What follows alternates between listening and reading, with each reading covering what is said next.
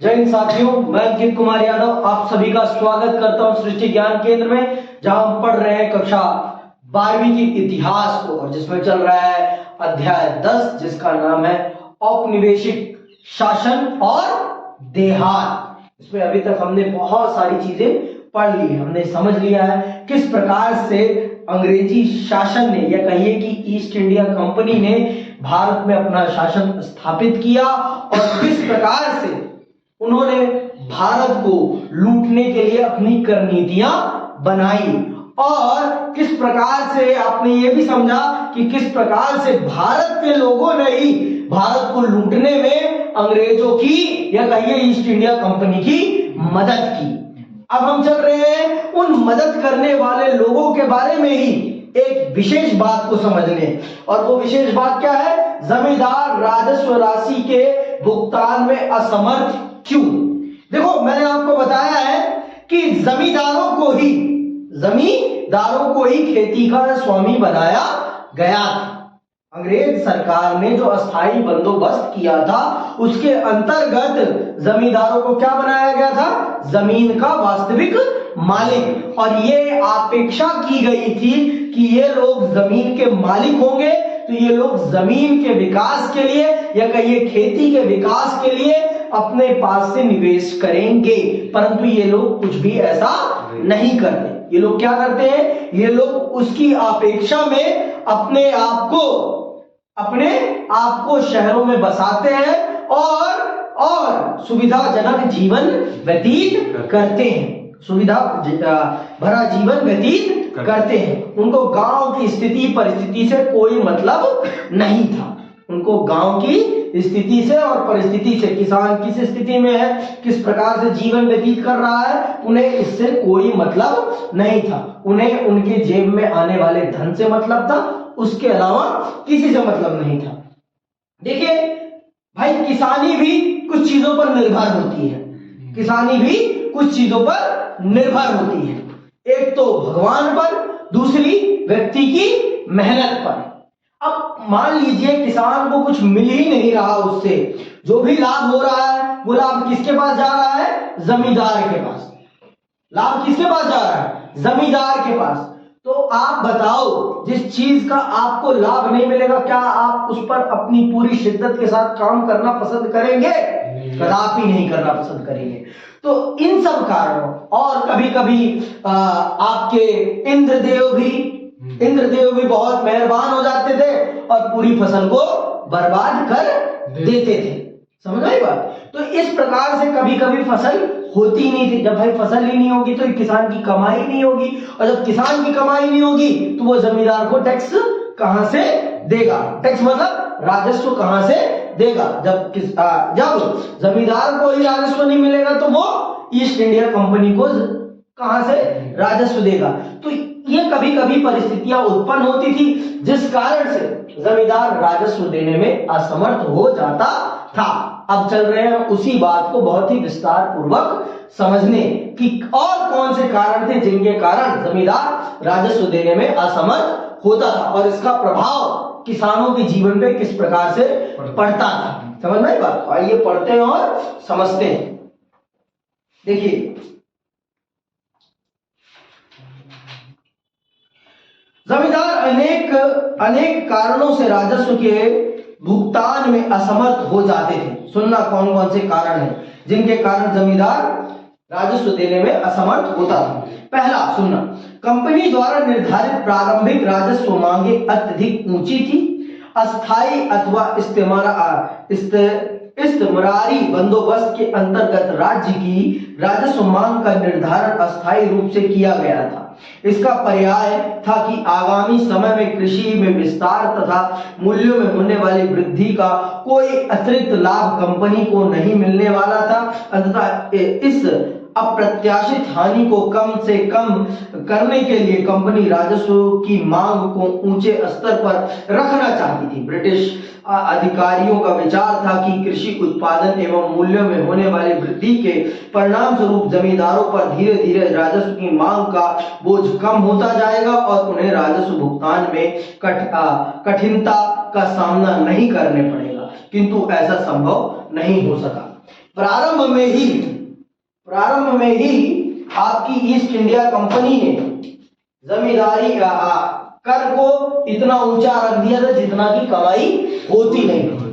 भविष्य की कल्पना करके पहले वर्तमान में ही उन्होंने कर इतना कर दिया था कि अगर भविष्य में भाई किसानी बेहतर होगी, किसानी के दाम ऊंचे होंगे तो हमको तो कुछ फायदा होगा ही नहीं, क्योंकि हम अस्थायी बंदोबस्त स्थापित कर रहे हैं, हमें एक बार फिक्स कर दे रहे हैं, वो पूरे सालों साल चलेगा, 10 साल तक तो हम उसमें कोई परिवर्तन करेंगे नहीं, और अगर किसानी में वृद्धि होगी तो उसका लाभ तो हमें मिलेगा ही नहीं। इसीलिए 10 साल की कल्पना करके पहले साल में ही उन्होंने 10 साल की उपज का टैक्स रख दिया था कि भाई इतना अनुमान कर लिया था, अनुमान अपने सपनों में ही उन्होंने अनुमान कर लिया था किसानी इतना कमाएगी इन फ्यूचर, तो हम इतना पहले से ही रख देते हैं जिससे कि इन फ्यूचर हमें घाटा ना उठाना पड़े,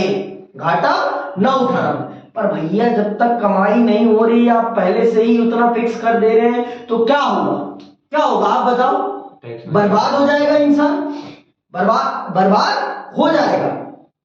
शुरू में क्या करा जाता है? शुरू में लोगों को छूट देनी चाहिए जिससे कि इंसान आगे बढ़ सके। लेकिन आपको मैं पहले बता चुका हूं, ईस्ट इंडिया कंपनी भारत की भलाई करने नहीं आई थी, वो अपना जेब भरने आई थी, उसे अपने जेब से मतलब था, उसे भारत के लोगों से कोई सरोकार नहीं था, उसे सिर्फ अपनी जेब से मतलब था। इसीलिए उसने 10 साल की कल्पना को पहले साल में ही अमल में ला दिया कि 10 साल में भारत के किसान इतने कमाएंगे, इसीलिए हम आज ही इतना टैक्स फिक्स कर दे रहे हैं कि 10 साल तक भारत की जनता को इतना टैक्स देना है हम, और उससे ऊपर जो कमाएंगे उनका, भाई पहले ऊपर कमाने तो दो, फिर ले लेना। आप पहले ही फिक्स कर दे रहे हो उनकी औकात से ज्यादा टैक्स, तो क्या होगा?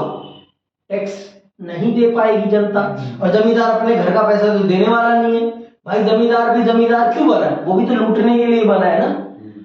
उसको ईस्ट इंडिया कंपनी से कोई प्रेम भाव तो नहीं है ना, वो भी लाभ कमाने के लिए ही उसने जमींदारी ली है, वो अपने घर का पैसा तो आपको देने वाला नहीं है।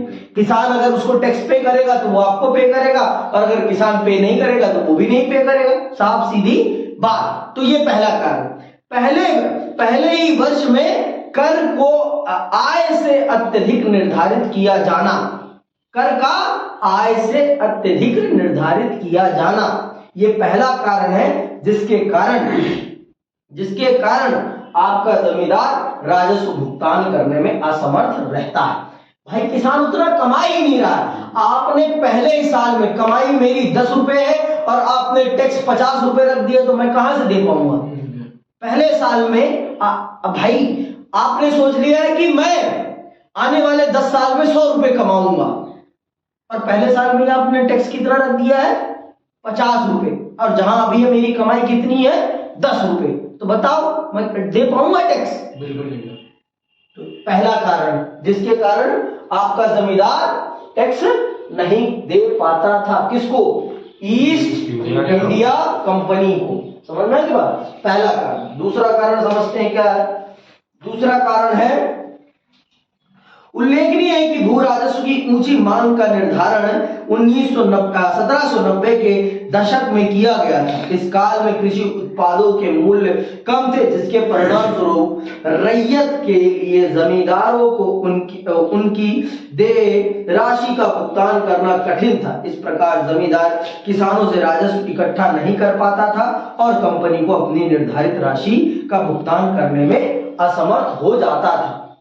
दूसरा भी कारण वही है, तो किसान जब भाई उतना कमाता ही नहीं था तो किसान अपने पेट थोड़ी ना काट के दे देगा आपको, तो जब किसान उसको नहीं पे करता था तो जमींदार ईस्ट इंडिया कंपनी को पे नहीं करता था। यही बात लिखी है, कुछ और नहीं लिखा। फिर से सुनना, चाहे सुन लो।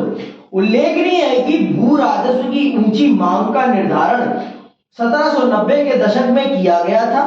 इस काल में कृषि उत्पादों के मूल्य कम थे, जिसके परिणाम स्वरूप रैयत माने किसान, रैयत के लिए जमींदारों को उनकी देय राशि का भुगतान करना कठिन था।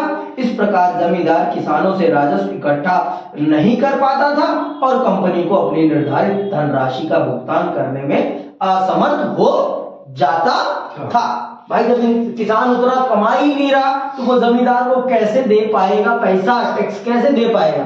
और जब जमींदार को भी टैक्स नहीं मिलेगा तो जमींदार भी पैसा नहीं देने वाला है कंपनी को। बात समझ में आई?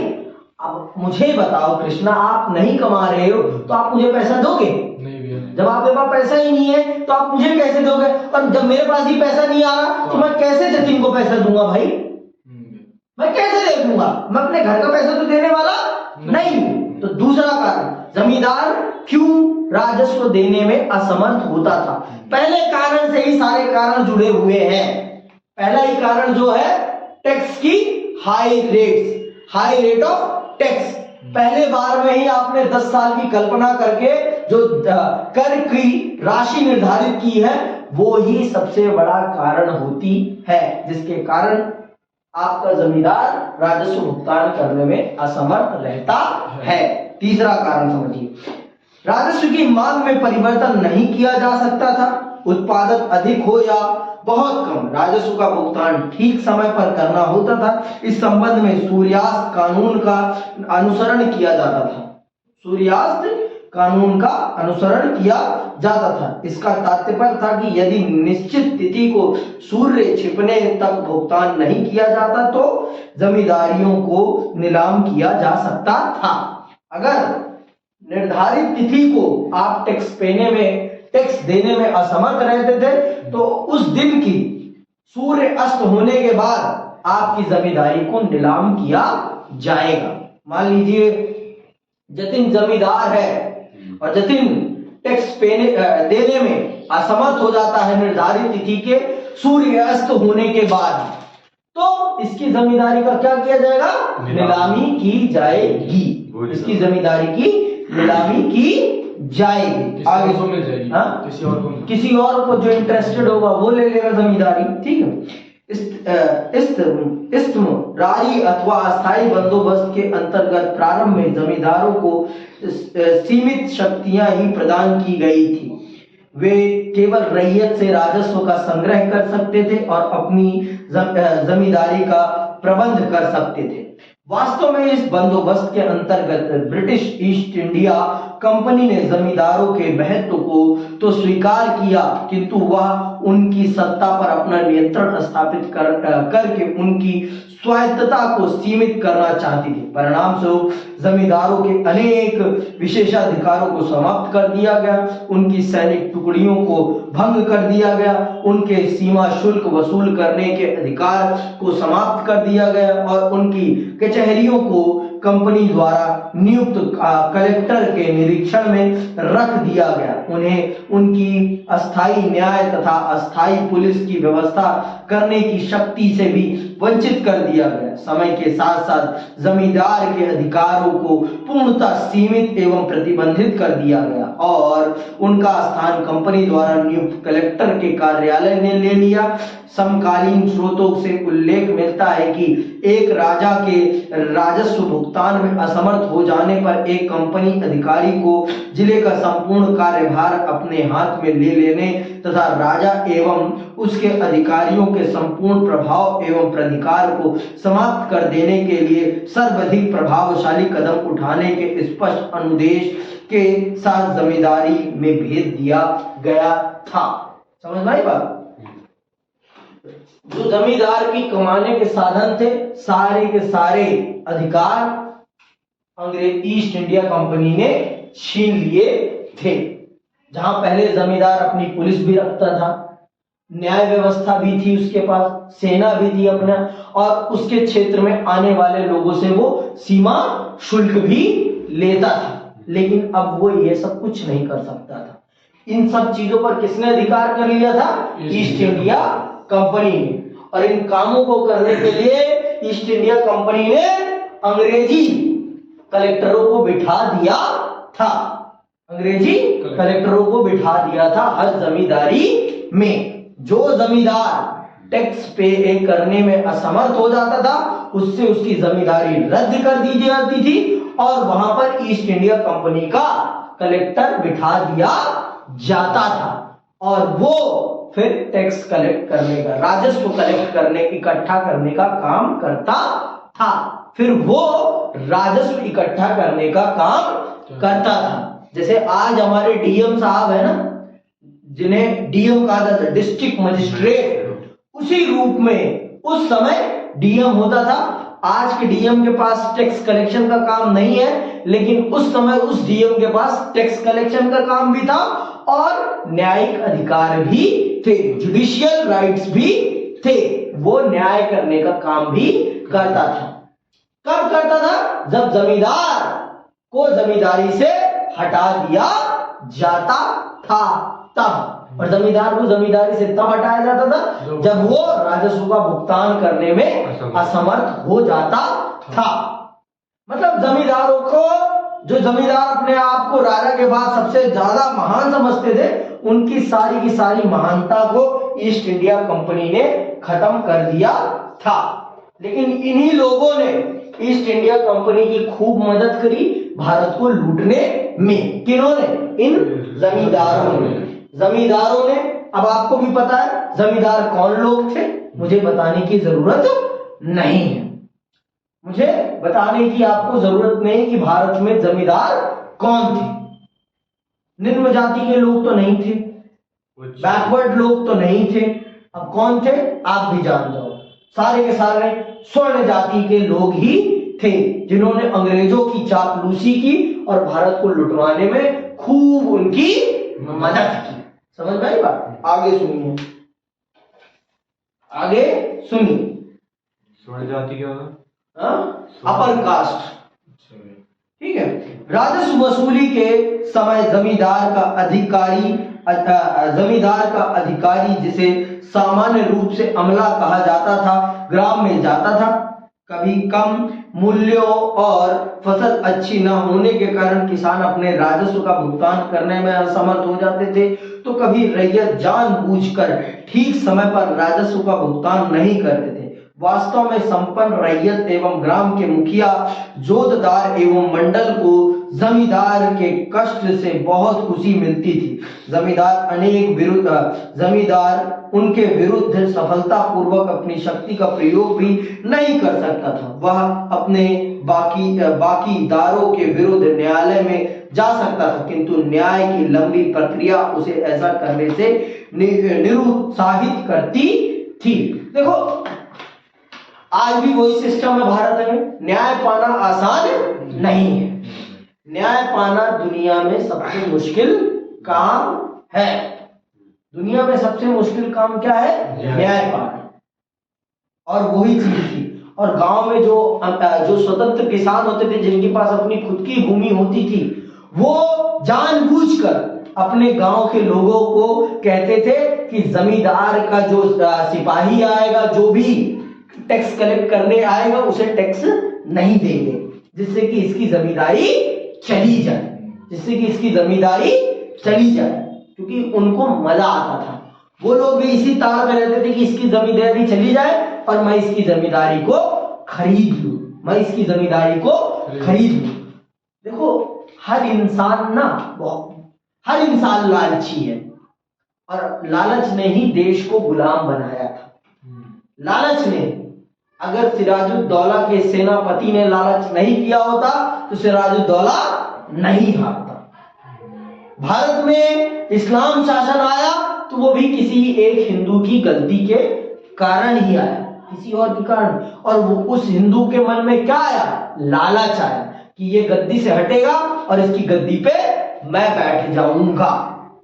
अपने ही घर के लोगों को हटाने के लिए बहुत से हिंदू राजाओं ने मुसलमान राजाओं का हाथ पकड़ा और फिर उन्हीं मुसलमान राजाओं ने उनकी गर्दन पर प्रहार किया। भाई, जब तू अपने भाई का सगा नहीं रहा तो मेरा सगा कैसे होगा तू? उन्होंने भी, भाई, वो तो सत्ता ही प्राप्त करने आए थे ना। उनका मूल उद्देश्य था सत्ता प्राप्त करना। उनका मूल उद्देश्य आपसे दोस्ती करना नहीं था। उनका मूल उद्देश्य था सत्ता को प्राप्त करना, और सत्ता प्राप्त करने के लिए उन्हें अच्छे से पता है कि गला घोटना पड़ता है। बिना गला घोटे सत्ता नहीं मिलती। तो अब आपको पता चल गया। इसी तरीके से जो बड़े किसान, गांव के जो बड़े किसान होते थे, वो अपने गांव के लोगों से मना कर देते थे कि टैक्स नहीं देना। पहली बात तो होता ही नहीं था ज्यादा पैसा, और जब होता भी था तो गांव के जो बड़े किसान होते थे वो अपने गांव के लोगों को मना करवा देते थे कि टैक्स नहीं देना है, जिससे कि इसकी जमींदारी चली जाए और फिर मजा लूटा जाएगा। आगे सुनिए। जमींदारों का उदय। ग्रामीण बंगाल में जोतदार एक शक्तिशाली हस्ती।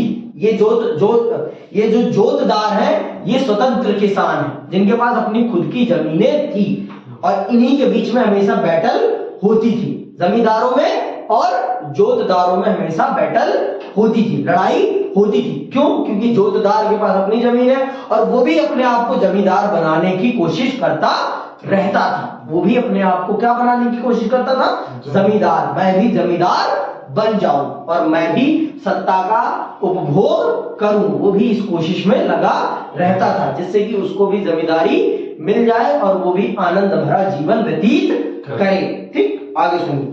18वीं शताब्दी के अंतिम वर्षों की एक महत्वपूर्ण विशेषता, ग्रामीण बंगाल में धनी किसानों जिन्हें जोतदार के नाम से जाना जाता था। सुन लिया? धनी किसानों को क्या कहा जाता था? जोतदार कहा जाता था। और ये जोतदार हमेशा इस ताक में बैठे रहते थे कि कैसे इस जमींदार की जमींदारी मैं खरीद लूं। तो इसीलिए ये लोग अपने गांव के लोग, क्योंकि जमींदार गांव में रहता नहीं था तो वो गांव की पॉलिटिक्स ज्यादा देखता नहीं था, और जोतदार गांव में नहीं रहता था तो वो इस ताक में लगा रहता था कि किस प्रकार से मैं इस जमींदार की जमींदारी को नीलाम करवाऊं और इसकी जमींदारी मैं खरीद लूं। समझ में नहीं बात? जिससे कि मैं मैं भी जमींदार बन जाऊं। हमेशा इस कोशिश में वो लगा रहता था, और कभी कभी वो सफल भी होता था, कभी कभी वो इस चीज में सफल भी होता था। समझ में नहीं बात? आगे सुन तो पता चलेगा, क्योंकि गांव में इसका इन्फ्लुएंस होता था भाई। ये जोतदारों को भी कर देना पड़ता होगा। सबको कर तो सबको देना है भाई, कर तो सबको देना है। लेकिन भाई आप बताओ मुझे, अब कृष्णा मुझे आप बताओ, जो आपके साथ रह रहा है आप उसकी बात ज्यादा मानोगे कि जो आपसे 10 किलोमीटर 20 किलोमीटर दूर रह रहा है आप उसकी बात मानोगे? जो भी साथ रह रहा है। तो जोतदार हमेशा गांव के लोगों के साथ रहता था। उसका गांव के लोगों में क्या होता था? उठना बैठना होता था। तो वो इस बात को कन्विंस करने में बहुत सफल हो जाता था कि जो हमारे जमींदार बाबू हैं इनकी जमींदारी जानी चाहिए। तुम लोगों पे कितना अत्याचार होता है, इनकी जमींदारी जाएगी तभी हम लोगों का भला हो पाएगा। वो इस चीज को इन गांव वाले लोगों को कन्विंस करने में सफल हो जाता था, और वो लोग टैक्स नहीं देते थे, जिस कारण से जमींदार की जमींदारी नीलाम हो जाती थी। और कभी कभी ये जोतदार उस जमींदारी को खरीदने में सफल हो, फिर से शब्द यूज करो, कभी कभी ये जोतदार उस जमींदार की जमींदारी खरीदने में सफल हो जाता था, और ये भी जमींदार बन जाता था। जब ये जमींदार बन जाता था ये भी वही शोषण करता था। जो सत्ता में जाता है वो गरीबों का हमेशा शोषण करता है। शोषण कभी रुकता नहीं है, शोषण सदैव होता है, और शोषण उसी का होता है जो कमजोर होता है। जो कमजोर होता है सदैव शोषण उसी का होता है। समझ में आई बात? तो जो कमजोर अपने आप को मानेगा वो दबाया जाएगा, हमेशा हमेशा हमेशा। समझ में आई बात कि नहीं आई अभी भी? तो बात समझ में आई बात? इसीलिए शिक्षित होना बहुत जरूरी है। इसीलिए तो यहाँ और इतिहास इसीलिए पढ़ा जाता है, जिससे कि जो बीते हुए समय में गलतियां हुई हैं उन गलतियों से हम सीखें और आने वाले भविष्य में उन गलतियों को ना दोहराएं। इसीलिए इतिहास को पढ़ाया जाता है। समझ में आई बात? आगे सुनिए। ठीक, तो ये जो स्वतंत्र किसान होते थे, धनी किसान जिन्हें जोतदार के नाम से जाना जाता था, का शक्तिशाली हो जाना था। फ्रांसिस बुकानन ने उत्तरी बंगाल के दिनाजपुर जिले के सर्वेक्षण में जोतदारों का विशद विवरण दिया है। 19वीं शताब्दी के प्रारंभिक वर्षों में जोतदार अत्यधिक शक्तिशाली बन गए थे। दो कारणों ने उनकी शक्ति के विकास में विशेष रूप से योगदान दिया था। जोतदारों के पास जमीन के विशाल रकबे थे। कुछ जोतदारों के पास तो हजारों एकड़ भूमि थी, जिसके परिणाम स्वरूप उनकी आर्थिक एवं सामाजिक सत्ता में अत्यधिक वृद्धि हो गई थी। स्थानीय व्यापार एवं साहूकारी के कारोबार पर भी जोतदारों का नियंत्रण स्थापित था। परिणाम स्वरूप उस क्षेत्र के गरीब काश्तकार उसकी व्यापक शक्ति से भयभीत रहते थे। वे अपनी भूमि के एक विशाल भाग पर बटाईदारों, जिन्हें अधियार अथवा बरगादार भी कहा जाता था, से खेती करवाते थे। बटाईदारों का अपना हल होता था। वे खेत में काम करते थे और फसल के बाद उत्पादन का आधा भाग जोतदार को दे देते थे। तो ये लोग बहुत ही धनी होते थे। कौन? जोतदार। और ये बहुत से गरीब लोगों को अपनी जमीनों पर अधिया खेती करवाते थे। इसलिए इन लोगों का गांव में बहुत ज्यादा इन्फ्लुएंस होता था। जमींदार, आपको मैंने बता दिया, जमींदार गांव में नहीं रहते थे। तो जो गरीब लोग होते थे, किसानी के लिए जो उनको कर्जा लेना होता था, तो वो किससे लेते थे? इन्हीं जोतदारों से लिया करते थे और अपना जीवन यापन करते थे और अपनी किसानी का काम किया करते थे। तो इस प्रकार से जमींदारी व्यवस्था चलती थी।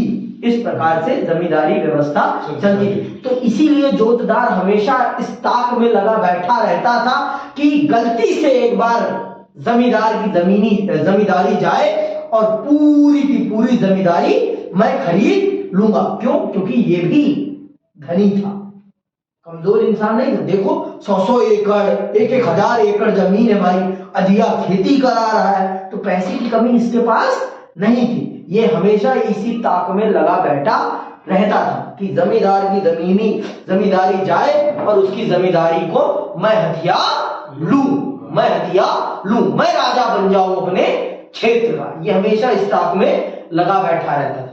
तो इन्हीं सब लोगों ने भारत को गुलाम करने में और ईस्ट इंडिया कंपनी की सत्ता को भारत में स्थापित करने में बहुत बड़ी भूमिका निभाई। इन्हीं सब लोगों ने, किसी और ने नहीं।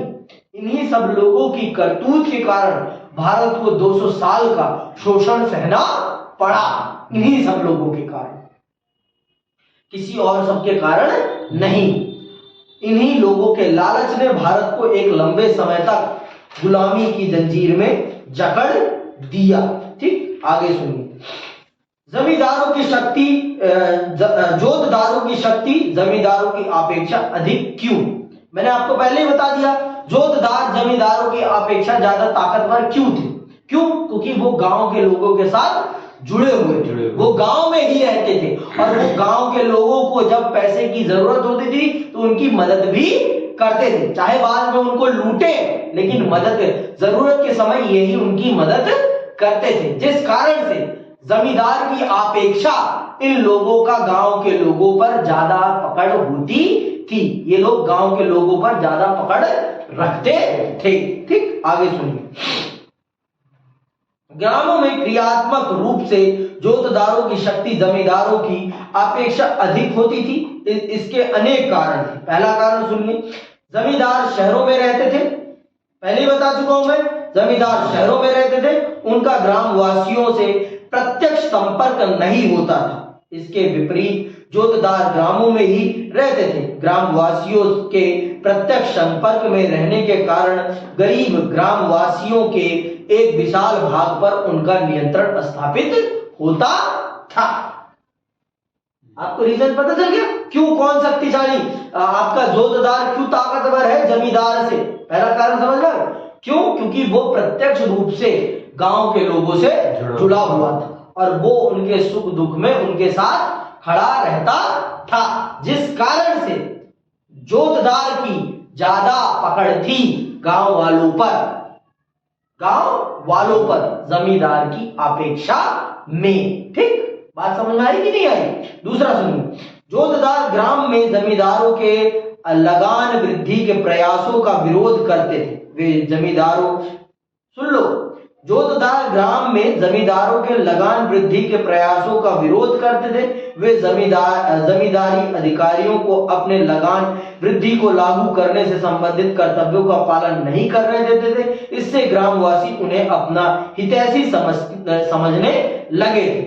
जब भी जमींदार टैक्स बढ़ाता था तो हमेशा जोतदार उसका विरोध करता था और अपने गांव के लोगों पर ज्यादा बढ़ा हुआ राजस्व वसूलने से जमींदार के लोगों को रोकता था। इसीलिए गांव के लोग इसे क्या समझते थे कि ये हम लोगों का हितैषी है, हम लोगों के लिए अच्छा सोचता है। लेकिन उसके पीछे तो उसकी अपनी पॉलिटिक्स होती थी। क्या पॉलिटिक्स है कि जमींदार की जमींदारी नीलाम हो और इसकी जमींदारी मैं खरीद लूं।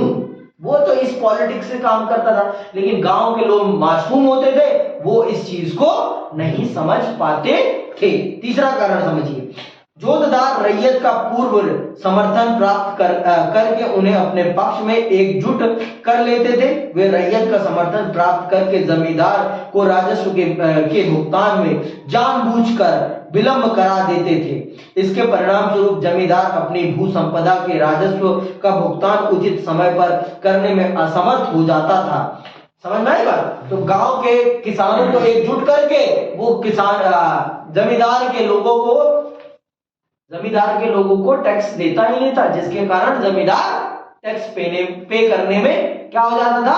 असमर्थ हो जाता था और उसके कारण उसकी जमींदारी क्या हो जाती थी? नीलाम हो जाती थी। और नीलामी के समय ये वहां पर मौजूद रहता था और ये भी खरीदने का प्रयास करता था। कौन? आपका जोतदार। ठीक।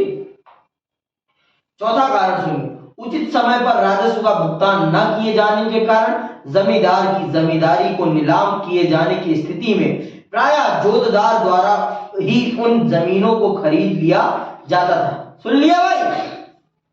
क्यों ये सारा काम करता था? जिससे कि ये जमींदार बन सके और ये भी धनी बन सके। अब बात समझ में आई? जोतदार इतने तिकड़म क्यों लगाता था? जोतदार इतने तिकड़म क्यों लगाता था? जिससे कि वो उस क्षेत्र का जमींदार बन सके, वो उस क्षेत्र का जमींदार बन सके और उस क्षेत्र की होने वाली कमाई में मोटा मुनाफा कमा सके। समझ में आई बात? यही बात है यहाँ। इन सब कारणों से जोतदारों की शक्ति में पर्याप्त वृद्धि होने लगी थी। विशेष रूप से उत्तरी बंगाल में जोतदारों की शक्ति में अत्यधिक वृद्धि हो गई थी। कुछ स्थानों पर उन्हें हवलदार और कुछ अन्य स्थानों पर गाटीदार अथवा मंडल के नाम से जाना जाता था। किसे? जोतदारों को। ठीक। जोतदार की बढ़ती हुई शक्ति से जमींदारों की शक्ति का दुर्बल हो जाना स्वाभाविक ही था। तो अब आपको पता चल गया जोतदार जमींदारों से ताकतवर कैसे बने और किन कारणों से बने। अब आते हैं अगले विषय पर, जमींदारों द्वारा प्रतिरोध, जमींदारियों पर नियंत्रण। देखो भाई, जमींदार ने भी कच्ची गिट्टी तो खेली नहीं है, वो भी अच्छा खासा राजनेता था भाई। तो वो भी जानता था कि कैसे उसे अपनी जमींदारी बचानी है नीलामी से। तो आइए सुनते हैं वो कैसे तिकड़म लगाता था अपनी जमींदारी को बचाने के लिए। वो कौन से तिकड़म का प्रयोग करता था अपनी जमींदारी को सुरक्षित करने के लिए? तो सुनना ध्यान से। यह सत्य है कि ग्रामीण क्षेत्रों में जमींदारों की शक्ति एवं प्रभाव में कमी आने लगी थी, किंतु जमींदार सफलतापूर्वक अपनी शक्ति को खोने के लिए तैयार नहीं थे। उन्होंने राजस्व की ऊंची मांग और बकाया की स्थिति में अपनी भू संपदा की संभावित नीलामी की समस्या से निपटने के लिए अनेक उपायों को ढूंढ निकाला था। कौन कौन से उपाय निकाल रखे थे उसने नीलामी से बचने के लिए? सुनना, ये प्रश्न आते हैं और वो भी 8 नंबर में आते हैं। ठीक है। जमींदार अपनी जमीनों की नीलामी को रोकने के लिए किस किस प्रकार के प्रयास करता था, ऐसे प्रश्न आते हैं। तो कैसे क्या क्या प्रयास करता था, क्या क्या तिकड़म लगाता था, सुनना। फर्जी बिक्री इस समस्या के समाधान का एक महत्वपूर्ण तरीका था। वो अपनी जमीन को अपनी बीवी के नाम, अपने बच्चों के नाम, अपने रिश्तेदारों के नाम बेच देता था फर्जी तौर पर। अब भाई जमींदारी तो आपने मुझे दी है ना, तो मुझसे लोगे ना, मेरे बच्चों से थोड़ी ना लोगे। जो बच्चों के नाम पे जमीन है उस पे थोड़ी ना आपका हक है, समझ आई बात। तो वो भी बहुत सारे तिकड़म लगाता था अपनी जमींदारी को बचाने के लिए। जैसा कि मैंने आपको पहले ही बता दिया है, जमीन पर सारा का सारा अधिकार किसका था, जमींदार का। जमींदार चाहे तो उसको बेचे, चाहे खरीदे, कुछ भी करे, अंग्रेज ईस्ट इंडिया कंपनी उसमें कुछ भी नहीं कर सकती थी। पहले बता दिया है 1757 से लेकर 1857 तक जिसका शासन है वो कौन है, ईस्ट इंडिया कंपनी है। और 1857 के बाद 15 अगस्त 1947 तक जिस शासन के अधीन रहे हैं वो कौन सा था, ब्रिटिश क्राउन के अधीन रहे। ठीक है, उससे पहले हम ईस्ट इंडिया कंपनी के अधीन थे और फिर उसके बाद हम ब्रिटिश क्राउन। समझ में आई बात, आगे सुनना। तो क्या क्या उपाय लगाता है, फर्जी बिक्री इस समस्या के समाधान का एक महत्वपूर्ण तरीका था। इसमें अनेक प्रकार के उपायों का अनुसरण किया जाता था। उदाहरण के लिए राजस्व की विशाल धनराशि बकाया रह जाने के कारण जब बदवान के राजा की भू संपदाएं नीलाम की जाने वाली थी तो उसने अपनी जमींदारी का कुछ भाग अपनी माता के नाम कर दिया, क्योंकि कंपनी की नीति में महिलाओं की संपत्ति को ना छीनने का प्रावधान था। दूसरे उपाय के अंतर्गत उसके एजेंटों ने नीलामी की प्रक्रिया में जोड़ तोड़ की नीलामी को अपनाया। वे कंपनी की राजस्व मांग को जानबूझकर रोकते रहे, जिसके परिणाम स्वरूप बकाया धनराशि में वृद्धि होती गई। भू संपदा का कुछ भाग नीलाम किए जाने पर जमींदार के अपने, अंडरलाइन करना, जमींदार के अपने आदमियों द्वारा ही अन्य खरीदारों की अपेक्षा ऊंची बोली लगाकर उसे खरीद लिया गया। कालांतर में उनके द्वारा खरीदी की राशि का भुगतान न किए जाने पर उस भू संपदा को एक बार फिर बेचना पड़ा। इस बार भी जमींदारों के एजेंटों ने उसे खरीद लिया, पुनः खरीद की राशि का भुगतान नहीं किया और एक बार फिर जमीन को नीलाम किया।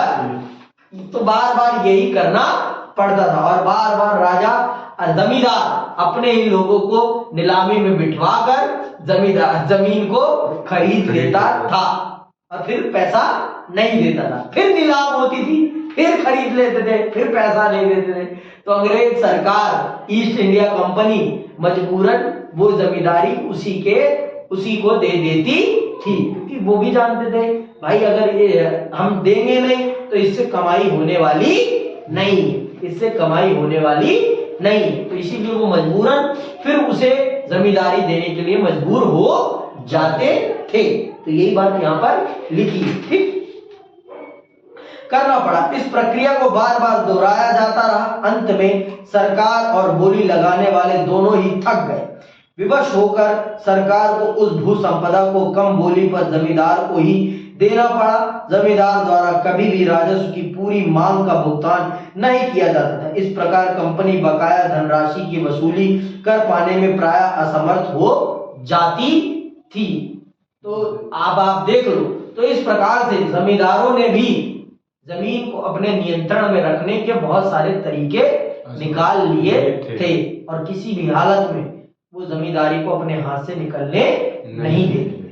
वो किसी भी हालत में जमींदारी को अपने हाथ से निकलने नहीं देते थे, कुछ भी हो जाए।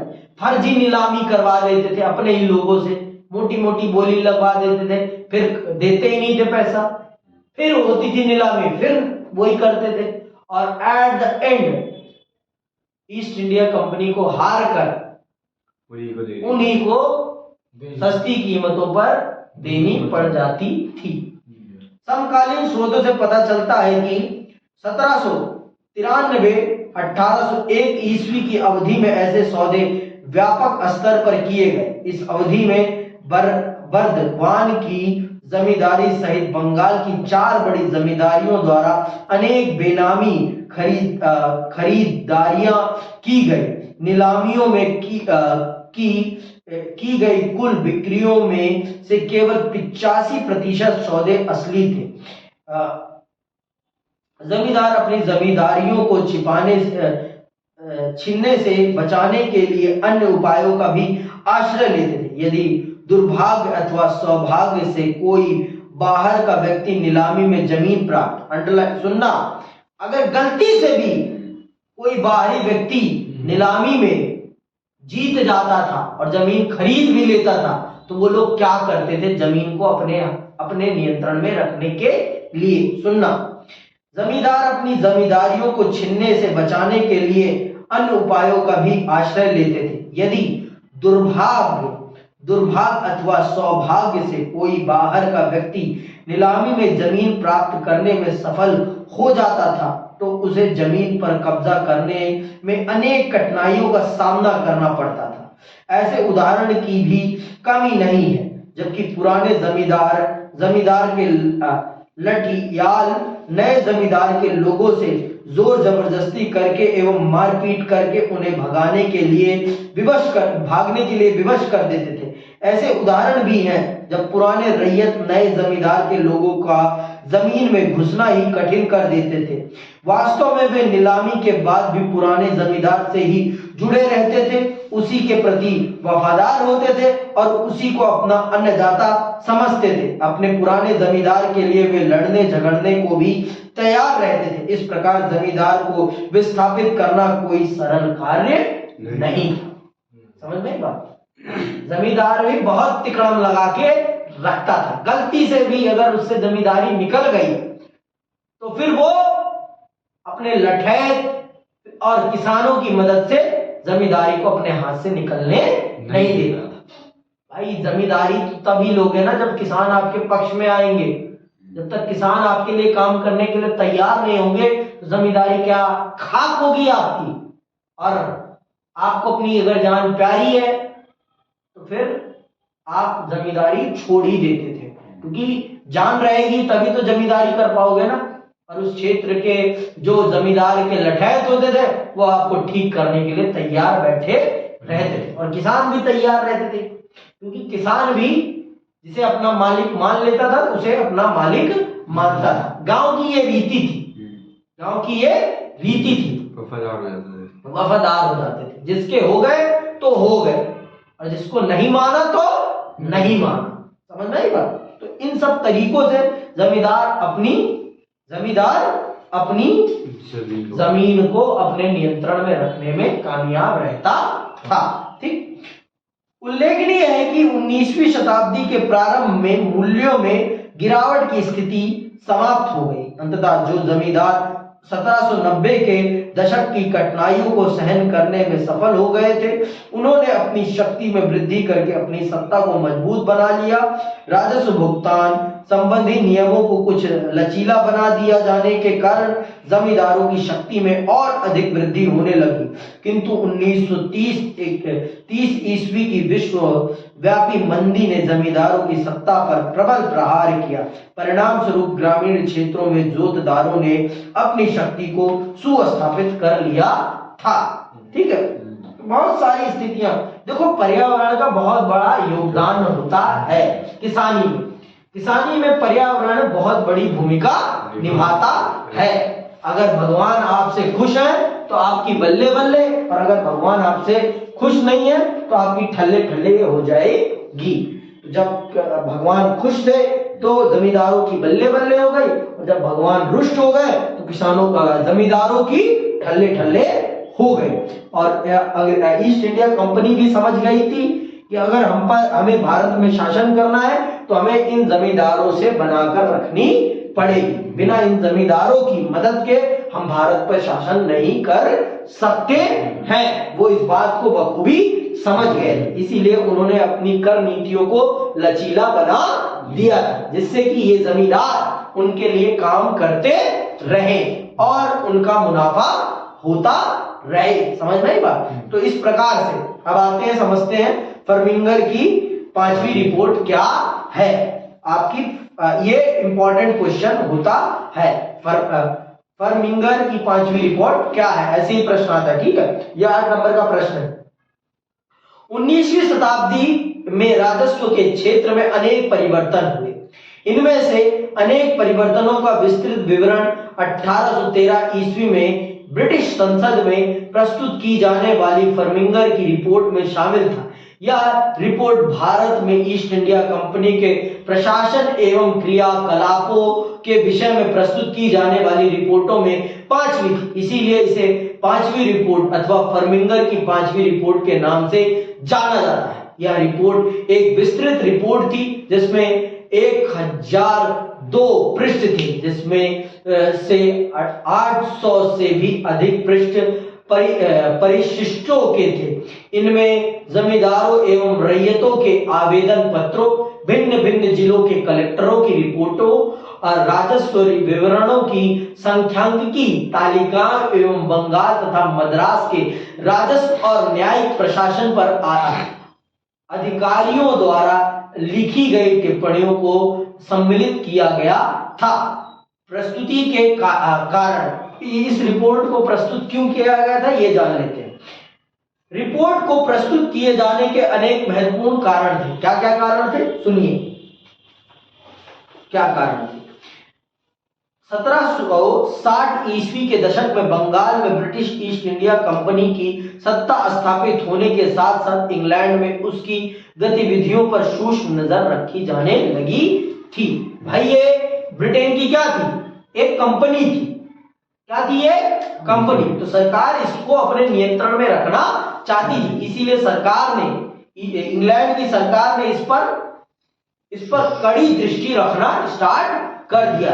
जब इसने भारत में नियंत्रण स्थापित कर लिया तो इंग्लैंड की इस कंपनी, ईस्ट इंडिया कंपनी पर इंग्लैंड की सरकार ने पूरा नियंत्रण रखना स्टार्ट कर दिया था, जिससे कि ये कंपनी कहीं ईस्ट इंडिया ब्रिटेन से ज्यादा बड़ी, ब्रिटेन सरकार से ज्यादा बड़ी ना हो जाए। इसको कंट्रोल में रखने के लिए उन्होंने इस कंपनी की हर गतिविधि पर बहुत डीप दृष्टि रखना प्रारंभ कर दिया था।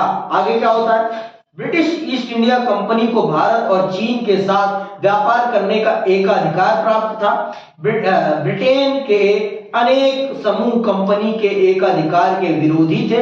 वे कंपनी को व्यापारिक एकाधिकार प्रदान करने वाले शाही फरमान को रद्द करवाना चाहते थे। जो ब्रिटेन के और बड़ी बड़ी कंपनियां थी वो ईस्ट इंडिया कंपनी को दिए गए एकाधिकार संबंधी अधिकारों को रद्द करवाना चाहती थी। ईस्ट इंडिया कंपनी को भारत और चीन के साथ व्यापार करने का एकाधिकार प्राप्त था और ब्रिटेन की कोई कंपनी इस क्षेत्र में व्यापार नहीं कर सकती थी। तो जो ब्रिटेन की और जो कंपनियां थी वो चाहती थी कि ईस्ट इंडिया कंपनी के एकाधिकार को समाप्त किया जाए और हम सबको भी काम करने का अधिकार दिया जाए। जैसे आज के टाइम पे अडानी चल रहा है ना, तो वैसे ही उस समय ब्रिटेन में ईस्ट इंडिया कंपनी चलती थी और उसे भारत से और चीन से व्यापार करने का एकाधिकार प्राप्त था, जिस कारण से ब्रिटेन की और सारी कंपनियां इसका विरोध कर रही थी। इसीलिए वो लोग हमेशा ब्रिटेन के दूसरी कंपनियों के लोग हमेशा इस कंपनी पर आरोप लगाते थे कि ये ब्रिटिश सरकार को अपनी कमाई का पूरा पैसा नहीं बता रही है कि ये भारत से कितना पैसा कमा रही है। इसीलिए ब्रिटेन सरकार हमेशा कुछ लोगों को भेजती रहती थी और इसके कामकाज के तरीकों को जांचती रहती थी कि ये सही काम कर रही है या गलत कर रही है, ये करप्शन तो नहीं कर रही। इस चीज को जांचने के लिए हमेशा कोई ना कोई आता था और इस प्रकार की रिपोर्ट तैयार करके ब्रिटिश संसद में प्रस्तुत करवाता था। ठीक, तो उसी में से एक रिपोर्ट ये भी है आपकी फर्मिंगर की 5th रिपोर्ट। ठीक है, ब्रिटेन में ऐसी निजी कंपनियों की संख्या में निरंतर वृद्धि हो रही थी जो भारत के साथ होने वाले व्यापार में भाग लेने के इच्छुक थे। ब्रिटेन के उद्योगपति भारत के बाजारों को विनिर्माताओं के लिए खुलवाना चाहते थे। अनेक राजनीतिक समूहों का विचार था कि बंगाल विजय का लाभ केवल ईस्ट इंडिया कंपनी को नहीं अपितु संपूर्ण ब्रिटिश राष्ट्र को मिलना चाहिए। तो इसीलिए ये लोग हमेशा ईस्ट इंडिया कंपनी पर यह आरोप लगाते थे कि ईस्ट इंडिया कंपनी जो भारत से लाभ कमा रही है वो पूरा लाभ ईस्ट इंडिया कहिए ब्रिटेन सरकार को नहीं बता रही है। तो इसीलिए हमेशा इसको सबकी दृष्टि से देखा जाता था और इसकी जांच पड़ताल करने के लिए किसी न किसी को भेजा जाता था। अब आते हैं पांचवें कारण पे। भारत में कंपनी के अराजक और अव्यवस्थित शासन की सूचनाएं ब्रिटेन पहुंचती रहती थी। ब्रिटेन के समाचार पत्र कंपनी के अधिकारियों के लोभ और भ्रष्टाचार की घटनाओं का पर्दाफाश कर रहे थे। अंततः ब्रिटेन की सरकार के लिए कंपनी के शासन को विनियमित और नियंत्रित करना आवश्यक हो गया। इस उद्देश्य से ब्रिटिश संसद द्वारा 18वीं शताब्दी के अंतिम दशकों में अनेक अधिनियम पारित किए गए। कंपनी को भारत के प्रशासन के विषय में अपनी नियमित रिपोर्ट भेजने के लिए बाध्य किया गया। कंपनी के कामकाज का निरीक्षण करने के लिए अनेक समितियों की नियुक्ति की गई। पांचवी रिपोर्ट एक ऐसी ही रिपोर्ट थी जिसके एक प्रवर समिति द्वारा तैयार किया गया था। तो ये ब्रिटेन सरकार के द्वारा निरीक्षण करने वाले व्यक्ति के नाम पर आधारित रिपोर्ट का नाम है। फर्मिंगर व्यक्ति आया था जिसने ये रिपोर्ट तैयार करी थी, तो उसी के नाम पर इस रिपोर्ट को फर्मिंगर की पांचवी रिपोर्ट के नाम से जाना जाता था। तो क्या है और क्यों आती थी ये पता चल गया ना कि ये आपको पता चल गया ना। ईस्ट इंडिया कंपनी क्या है? ईस्ट इंडिया कंपनी ब्रिटेन की एक कंपनी का नाम है और इस कंपनी को भारत और चीन से व्यापार करने का एकाधिकार प्राप्त था और ब्रिटेन की और जो कंपनियां थी वो इस चीज का विरोध करती थी कि हमें भी उस एरिया में व्यापार करने का अधिकार मिलना चाहिए। ये अकेले क्यों लाभ कमा रही है, हमको भी उधर से लाभ कमाने का मौका मिलना चाहिए। और वो लोग इस बात का आरोप लगाते थे कि ये जो कंपनी है ये जितना प्रॉफिट कमा रही है भारत से वो प्रॉफिट ब्रिटेन सरकार को नहीं बता रही। तो इसीलिए ब्रिटेन सरकार इस चीज को पता करने के लिए इख्तियार करने के लिए करती थी। ठीक है, समझ में आई बात कि ये जो फर्मिंगर की रिपोर्ट है ये मुख्य रूप से ईस्ट इंडिया कंपनी के कार्य करने की पद्धति को पड़ताल करने के लिए आई थी। जो आरोप उस पर लग रहे थे ब्रिटेन में, क्या वो आरोप सही है या गलत है, इस चीज का पता करने के लिए ब्रिटेन की संसद ने इसे भेजा था ईस्ट इंडिया कंपनी के काम का पता करने के लिए कि ये सही से काम कर रही है या नहीं कर रही है। जिस उद्देश्य के लिए इस कंपनी को यहाँ भेजा गया है वो उद्देश्य पूरा कर रही है या नहीं कर रही, इस चीज को पता करने के लिए इसे भेजा गया था। अब आगे सुनिए, आगे क्या है, कहां गए थे हम? ठीक है, अब महत्व समझिए इसका महत्व, इस रिपोर्ट का महत्व क्या था सुनिएगा।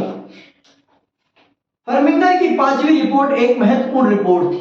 18वीं शताब्दी के अंतिम दशकों में कंपनी के शासन का स्वरूप क्या था और उसके क्या परिणाम हुए, इस विषय पर लगभग 150 वर्षों तक पांचवी रिपोर्ट हमारी अवधारणा को प्रभावित करती है। इस रिपोर्ट के आधार पर भारत में ईस्ट इंडिया कंपनी के शासन के स्वरूप पर गंभीर वाद विवाद प्रारंभ हो गया। निसंदेह इस रिपोर्ट में उपलब्ध साक्ष्यों को अत्यधिक महत्वपूर्ण माना जाता है, किंतु एक सरकारी रिपोर्ट होने के कारण इसके पढ़ने और समझने का प्रयास अत्यधिक सावधानी पूर्वक किया जाना चाहिए। क्यों? क्योंकि भाई सरकारी अधिकारी ने लिखा है और वो हमेशा ब्रिटिश मानसिकता से लिखेगा, वो भारत की मानसिकता से कभी नहीं लिखेगा।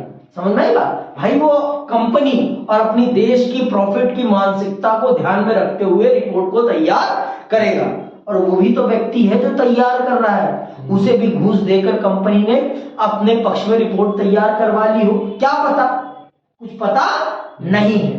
फिर भी इस रिपोर्ट का भारत के इतिहास में एक बहुत बड़ा योगदान है ईस्ट इंडिया कंपनी के शासन को समझने के लिए। ईस्ट इंडिया कंपनी के शासन को समझने के लिए इस रिपोर्ट का बहुत बड़ा योगदान है। इस रिपोर्ट में क्या कमियां थी इसको भी समझते हैं हम।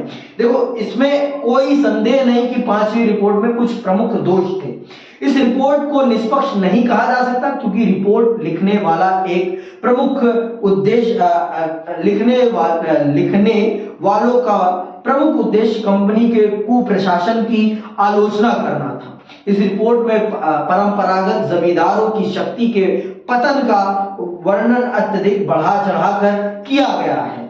रिपोर्ट में जमींदारों द्वारा जमीनें खोने का उल्लेख भी अतिशयोक्तिपूर्ण है। जैसा कि पहले बताया जा चुका है, जमींदार बहुत कम मामलों में ही विस्थापित होते थे। नए नए तरीकों से जोड़ तोड़ करके वे किसी न किसी प्रकार अपनी जमींदारी को बचा ही लेते थे। पर इस रिपोर्ट में सारी बातें सच नहीं लिखी गई। बहुत सारी कमियां हैं इस रिपोर्ट में। इस रिपोर्ट में बहुत सारी कमियां हैं, जैसा कि मैंने आपको बताया है।